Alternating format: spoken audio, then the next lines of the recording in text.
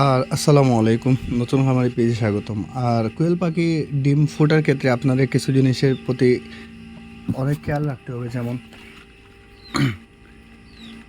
এই যে আর্দ্রতা মিটার আছে, এই জায়গায় আপনার পানি আর্দ্রতাটা হচ্ছে মূলত পানি। তো আমাদের এখানে প্রায় 70 আছে। আপনারাও যতটুকু পারেন আর্দ্রতা বাড়ায় নেবেন। লাস্টের 3 দিন আর্দ্রতা 70-এর উপর থাকবে, তাইলে ডিমের খোসাটা নরম হবে আর ডিমটা সহজে বাচ্চাটা ডিমটা ভেঙে বের হতে পারবে। আর আমাদের এখানে মিটারটা হচ্ছে আপনার 37.7, 37.7-এ যাওয়ার পর লাইটটা অটোমেটিকলি অফ হবে, আবার 37.1 ডিগ্রিতে আসার পর আবার লাইটটা জ্বলে উঠবে।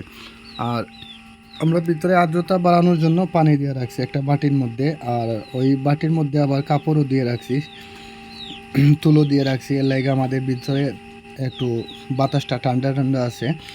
আর আপনারা অনেকে আমার মতো ভুল করেন, এই যে বাচ্চা ফোটার সময় আপনারা অনেকবার খুলেন, ওইটা আসলে করা যাবে না। আপনাদের একবারে খুলতে হবে।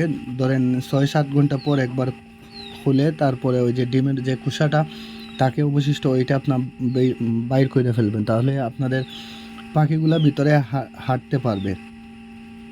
আর দেখা যাবে না, দেখতে হলে আপনি এরকম উপর থেকে দেখতে পারেন। আর ভিতর সাইড আপনারা বলেও দেখবেন না, তাইলে আপনাদের ওই যে বাচ্চার ঠান্ডা লাগতে পারে বা সমস্যা হইতে পারে।